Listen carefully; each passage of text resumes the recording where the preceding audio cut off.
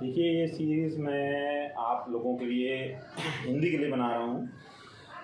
हिंदी जो है एक बहुत ही महत्वपूर्ण विषय है और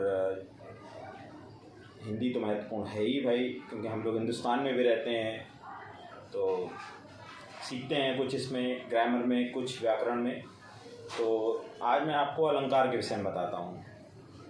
अलंकार क्या होते हैं? अलंकार का अर्थ होता है आभूषण। आप कह सकते हैं, इसको एक परिभाषित किया जाए तो कह सकते हैं कि वे तत्व जो काव्य की शोभा को बढ़ाते हैं अलंकार कहलाते हैं। जैसे आभूषण किसी भी स्त्री की सुंदरता में चार चांद लगा देते हैं, उसी प्रकार अलंकार का प्रयोग करने से हमारा जो काव्य है वो अत्यंत ही शोभायमान हो जाता है, अत्यंत ही सुशोभित हो जाता है। अगर इसके प्रकार की बात की जाए तो ये दो प्रकार के होते हैं। पहला हम पढ़ते हैं शब्दालंकार और दूसरा पढ़ते हैं अर्थालंकार।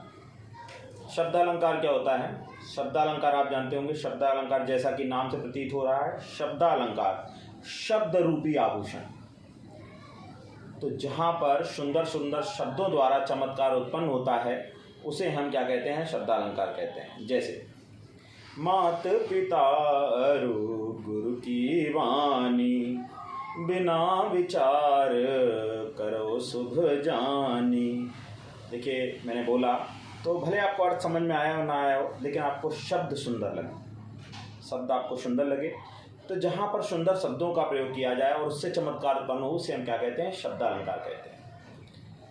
इसके बाद सेकंड इसमें आता है अर्थालंकार। अर्थालंकार क्या है? अर्थालंकार वह अलंकार है जहाँ पर सुंदर शब्दों का अर्थ भी सुंदर हो, अर्थात जहाँ पर अर्थ के द्वारा चमत्कार उत्पन्न हो उसे हम अर्थालंकार कहते हैं।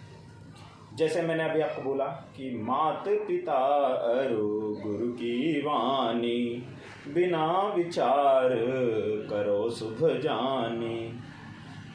तो क्या अर्थ हुआ इसका? कि माता पिता और गुरु ये कभी हमें गलत शिक्षा नहीं देते। तो माता पिता गुरु अगर हमसे किसी बात को कहते हैं तो हमें उस बात के लिए विचार नहीं करना चाहिए कि वो गलत है या सही है। निश्चित रूप से वो हमारे लिए अच्छा है, सही है।